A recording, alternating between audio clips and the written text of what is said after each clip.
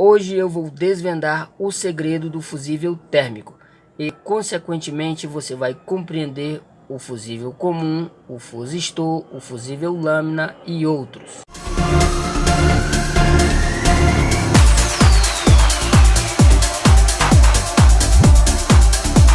Sejam bem-vindos ao canal Liomar RDS. O foco da nossa aula será os fusíveis térmicos, mas você terá um entendimento sobre qualquer outro tipo de fusível. Vamos para a aula. Vamos começar pela função desses componentes. E qual é a função? A função é evitar que as demais peças do equipamento possam danificar. Por exemplo, que a bobina do ventilador possa queimar, que a placa-mãe do notebook possa queimar, e assim diversas outras peças de qualquer equipamento elétrico. E também evitar que o próprio equipamento possa iniciar um processo de incêndio, assim evitando acidentes. Aqui eu tenho um fusível de vidro, que é localizado nesta extensão aqui, ó. Você pode encontrar ele em diversos equipamentos elétricos. E a função dele nesta extensão é evitar que ela possa derreter e causar um incêndio. Por exemplo, digamos que você conecte aqui um Benjamin e resolva colocar o micro-ondas, o ferro de passar, o ar-condicionado e diversos outros. Aí você vai lavar roupa, fazer algo. Quando você voltar, essa extensão estará derretida e causando um incêndio dependendo do que estiver perto. E para evitar isso, é por isso que existe o fusível. Observe que ele está descrito aqui 12 amperes. Ou seja, quando atingir esta quantidade de amperes, este fusível vai se romper, evitando um possível incêndio. E este fusível cerâmico aqui, observe que ele é o fusível térmico, encontrado em micro-ondas, é de 20 amperes, 326 graus. Observem que ele tem a mesma função deste fusível de vidro, ou seja, ele se rompe através do excesso de corrente elétrica, só que ele tem algo a mais, ele se rompe também através da temperatura. Quando a temperatura atingir a mais do que o que está descrito aqui, que é 326 graus, ele também vai se romper. Agora que você já sabe que o fusível térmico tem a mesma função que o de vidro, porém ele tem algo a mais, ficará fácil para você compreender. Digamos que eu seja um fabricante e eu projete esta bobina aqui, ó, para suportar apenas 140 volts em um ventilador que opera em 127 volts. E por um descuido, eu acabe ligando o meu ventilador em uma tomada de 220 volts. Isso quer dizer que a bobina ela vai queimar, porque vai ultrapassar os 140 volts.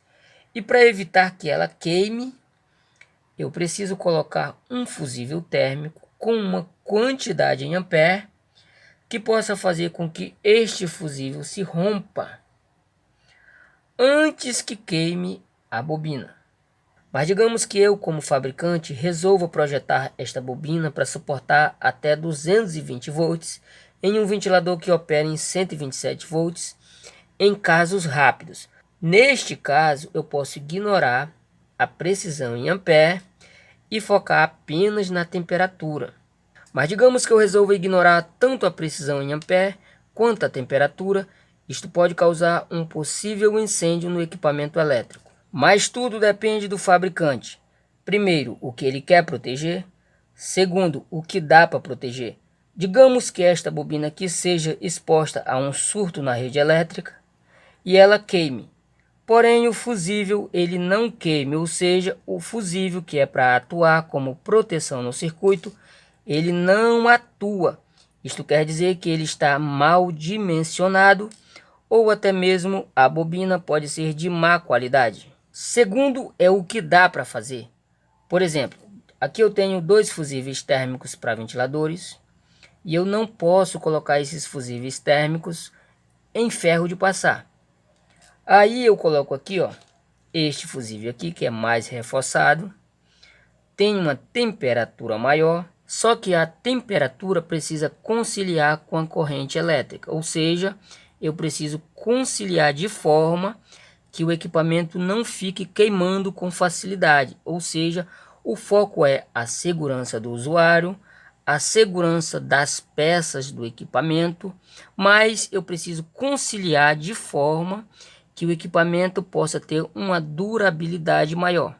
Então, a diferença do fusível térmico para o fusível comum de vidro é que os fusíveis térmicos eles ficam localizados em locais que geram calor sem que seja calor gerado pela corrente elétrica. Por exemplo, esse fusível térmico ele fica localizado na bobina do motor do ventilador e quando acontece um aquecimento devido ao eixo travado e outros motivos, ele passa a ser acionado devido à alta temperatura. É mais ou menos assim. Observe que eu vou encostar este ferro aqui neste estanho e observe que não está acontecendo nada. Por quê? Porque o ferro ele não está quente, ele não está com alta temperatura. Eu vou esperar ele esquentar e já volto. Bom, o ferro de solda já está aquecido e eu vou mostrar aqui, ó. Vou encostar aqui, ó. Observe que rompeu. Por quê? Porque este ferro aqui está muito quente, está com uma alta temperatura a ponto de romper o estânio. Este ferro aqui representa o equipamento que está aquecendo e este estânio representa o fusível térmico. Aí quando o equipamento aquece, por exemplo o motor do ventilador, quando ele aquece devido ao eixo travado, ele acaba rompendo o fusível térmico porque ultrapassou a temperatura que estava descrita nele. Existem também fusíveis térmicos que quando o motor aquece, o fusível se rompe e quando o motor esfria, ele se fecha novamente, indicando que o motor está com problemas.